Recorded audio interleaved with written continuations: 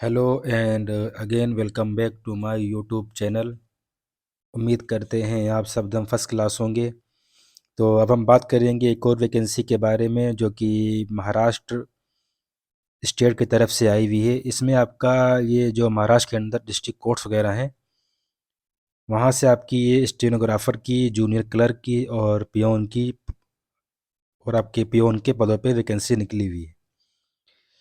ये आपकी जो इसमें पोस्ट दे रखी है, तो इन सब चीज़ों को डिस्कस करेंगे।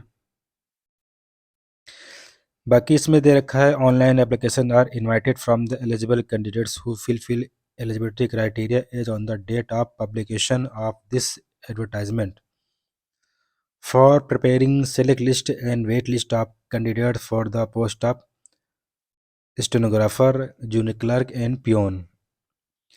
अब जो आपकी इसमें वैकेंसीज जो दे रखी हैं, आपके जो पद दे रखे हैं, तो स्टेनोग्राफर में आपके 568 हैं, जूनियर क्लर्क में आपके 2795 हैं और पियोन में आपके 1266 हैं।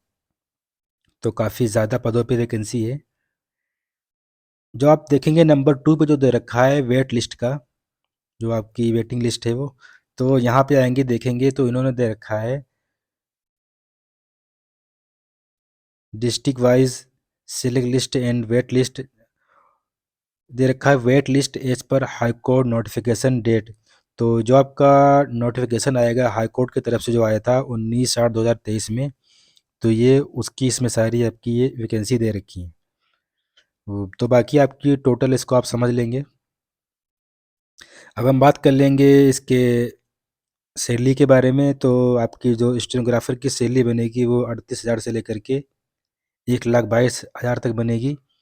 जूनियर क्लर्क की आपकी वो 19,000 रुपये से लेकर के करीब 63,000 तक बनेगी और पियोन की आपकी 15,000 से लेकर के 47,000 तक सैलरी बनेगी। बाकी इसमें आपका जो एलिजिबिलिटी क्राइटेरिया वगैरह है उसको भी हम डिस्कस करेंगे नीचे की तरफ। अब इसमें जो आपका दे रखा है एज, तो सभी पोस्ट के लिए आपकी एज लिमिट वो 18 से कम नहीं होनी चाहिए और 38 से आपकी ज़्यादा नहीं होनी चाहिए। बाकी जो आपके शेड्यूल कास्ट और शेड्यूल ट्राइब और जो आपकी ओबीसी आते हैं और जो आपका स्पेशल बैकवर्ड क्लास है उनमें आते हैं, उनके लिए आपकी ये 43 हो जाएगी एज, 38 कीजिएगा। बाकी जनरल के लिए 38 ही है। बाकी और भी इसके अंदर जो क्राइटेरिया उनको डिस्कस करेंगे।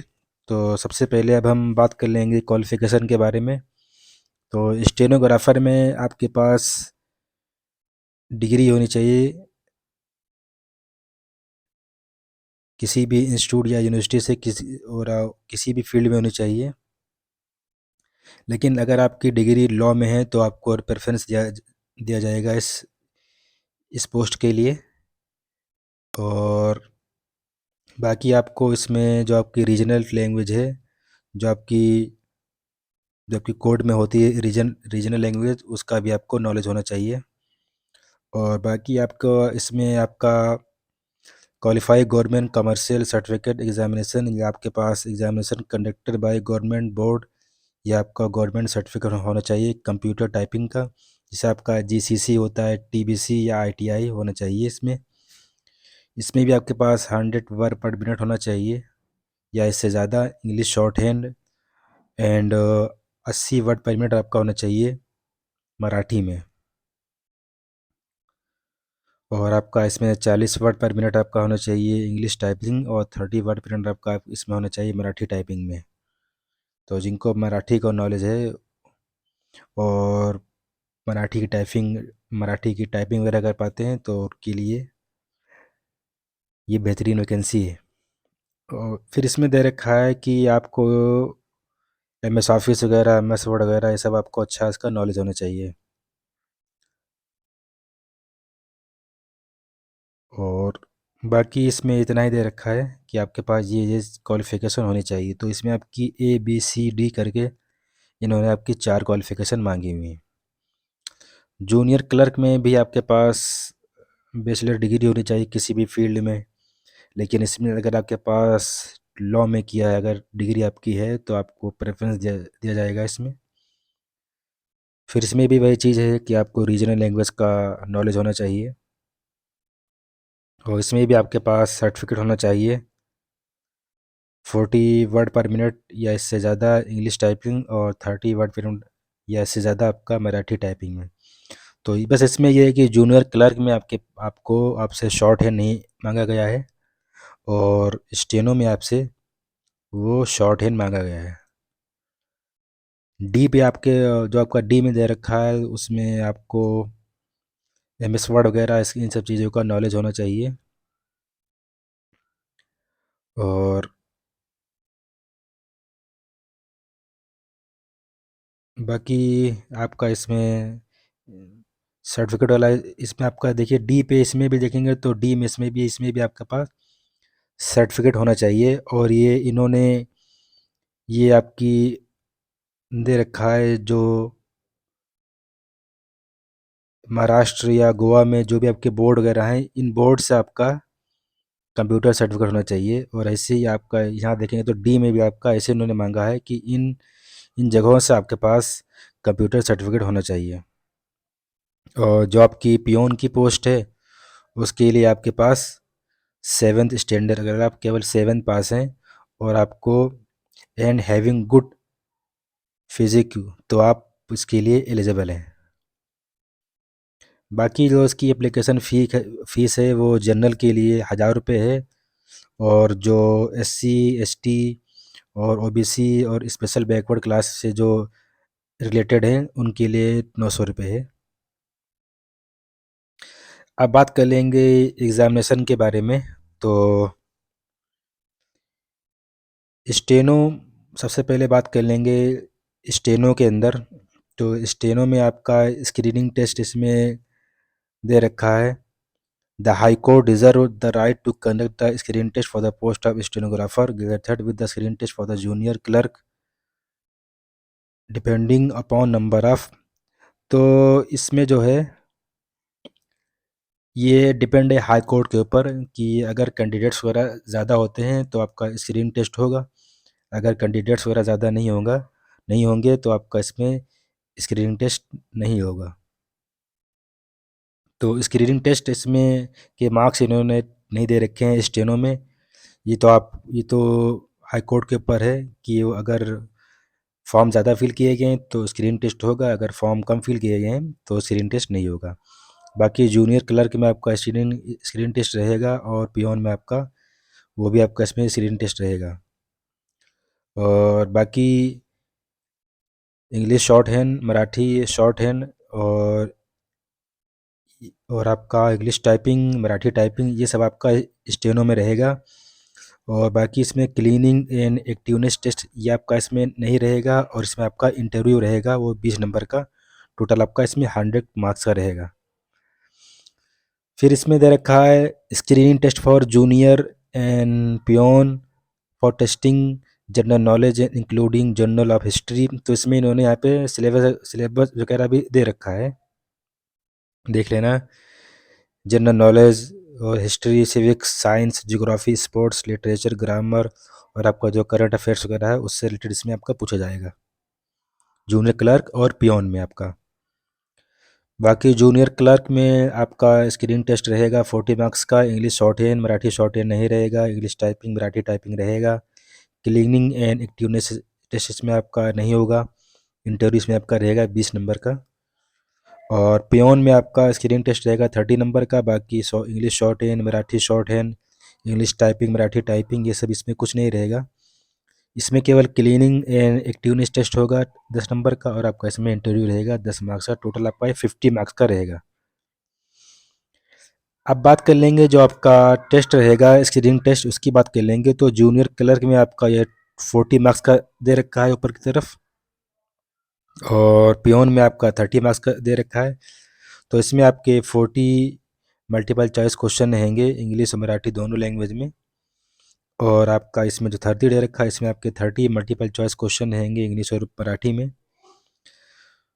अब इसमें दे रखा है question on on computer knowledge shall be also included. तो आपका इसमें कंप्यूटर के जो क्वेश्चन होंगे कंप्यूटर नॉलेज के, वो आपके पोस्ट जॉब की जूनियर क्लर्क की है, उसमें आपका कुछ क्वेश्चन रहेंगे स्क्रीनिंग टेस्ट में। और बाकी इसमें if the screen test for the post of stenographer is not conducted then all eligible candidates will be called for shorthand test। तो अगर स्टेनो वालों का इसमें स्क्रीन टेस्ट नहीं होगा तो उनको फिर सीधे जो है शॉर्ट हैंड टेस्ट के लिए बुलाया जाएगा, जैसा कि इसमें इन्होंने मेंशन किया हुआ है। अब इंग्लिश में आपका ड्यूरेशन ऑफ डिक्टेशन जो रहेगा वो 6 मिनट रहेगा। इसमें आपको 100 वर्ड पर मिनट करना है। टोटल वर्ड्स आपके 600 रहेंगे। 40 मिनट्स का टाइम रहेगा। और ट्रांस ट्रांसलेशन टाइम इसमें आपका 40 मिनट्स रहेगा। और अगला आपका है जो मराठी का, इसमें आपका ड्यूरेशन ऑफ डिक्टेशन 8 मिनट। इसमें आपको 80 वर्ड पर मिनट रहेगा। इसमें आपके 640 वर्ड्स रहेंगे। उसमें आपको ट्रांसलेशन टाइम मिलेगा 45 मिनट्स रहेगा। After securing cut off marks in screen test if conducted, अगर आपका स्क्रीन टेस्ट कंडक्ट होगा तो फिर उसके जो आपका कट ऑफ मार्क्स रहेगा, फिर उसके बाद जो है आपको इसमें बुलाया जाएगा। जो भी चीज़ें रहेंगी, जैसे आपका शॉर्ट हैंड रहेगा या और भी चीज़ें हैं मेरिट्स वगैरह जो इसमें है, उन सब के लिए आपको बुलाया जाएगा। फिर इसमें आपका जो इंटरव्यू दिया गया है वो भी इसमें आपका रहेगा। After securing cut-off marks in shorthand test and candidates shall have to appear for Marathi typing test carrying 20 marks। फिर इसमें आपका ये रहेगा सिस्टम सारा। Candidates who obtain cut-off marks in typing test only would be held eligible to appear for English typing test। तो पहले आपको Marathi typing test में कट ऑफ मार्क्स में आना पड़ेगा, फिर उसके बाद ही आपका इंग्लिश टाइपिंग टेस्ट रहेगा। The English typing test carrying 20 marks, जैसा कि इन्होंने उस आपका सिलेबस में पूरा डिफाइन कर दिया ऊपर की तरफ। Candidates who obtain cut-off marks in English typing only would be held eligible for interview। तो जो आपका जो cut off marks English typing में ले आएंगे फिर उन्हीं का इसमें वो भी एलिजिबल हो जाएंगे इंटरव्यू के लिए। After conducting each test the list of candidates who are eligible for further test shall be displayed on notice board of concern. तो जैसे जैसे आपका टेस्ट में क्वालिफाई होते चले जाएंगे वैसे वैसे आपका इसमें आगे जो भी टेस्ट आने वाले हैं उनके लिए आप एलिजिबल होते चले जाएंगे। बाकी और भी इसमें चीज़ें दे रखी हैं, वही इन्होंने सिलेबस को यहाँ पे भी इन्होंने डिवाइड करके रखा है, तो इसको भी आप देख लेना। Particulars of examination for the post of junior clerk, तो इसमें इन्होंने यहाँ पे जूनियर क्लर्क के बारे में इन्होंने दे रखा है, तो इसको भी आप देख लेना। फिर यहाँ पर इन्होंने पियोन के बारे में दे रखा है। तो ये सब जो यहाँ पे इन्होंने दे रखा है इसको देखेंगे ऊपर की तरफ, ये आपका ये, तो इसी के बेस पे इन्होंने यहाँ पे सारी चीज़ें आपकी दे रखी हैं। ये नीचे की तरफ जो आपका मराठी टाइपिंग टेस्ट रहेगा और आपका इंग्लिश टाइपिंग टेस्ट रहेगा, तो वो यहाँ पे इन्होंने एक्सप्लेन किया हुआ अच्छे से कि candidates who obtain cut off marks in cleaning activeness only would be eligible for interview.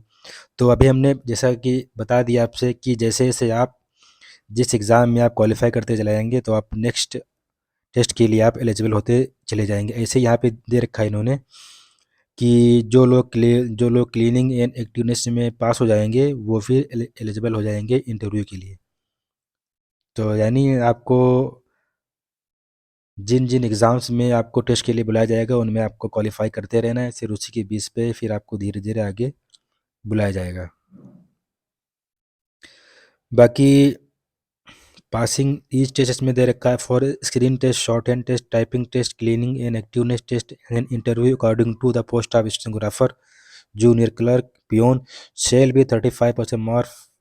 तो आपको इसमें 35% मार्क्स लाने पड़ेंगे जनरल कैटेगरी के लिए, और बाकी जो हैं उनके लिए 30% रहेगा। बाकी इसमें इतना ही दे रखा है। अप्लाई करने के लिए आपको बॉम्बे हाई कोर्ट NIC.in पे जाना पड़ेगा, वहाँ जा कर के आप इसको अप्लाई कर सकते हैं। और इसकी आपकी जो लास्ट डेट है वो 18 दिसंबर रहेगी। 18 दिसंबर से पहले आपको इस फॉर्म को फिल कर देना है। बाकी इसमें दे रखा है आपको कैसे अप्लाई करना है, अप्लाई करने का तरीका इन्होंने पूरा दे रखा है यहाँ पर। तो बाकी इसमें इतना ही है। तो अगर आप इस पोस्ट के लिए एलिजिबल हैं, आपको जो क्वालिफ़िकेशन इन्होंने मांगा हुआ है, अगर आपके पास वो क्वालिफ़िकेशन है तो आप इस फॉर्म को ज़रूर फिल करें और लोगों तक शेयर भी करें। Okay, thank you very much.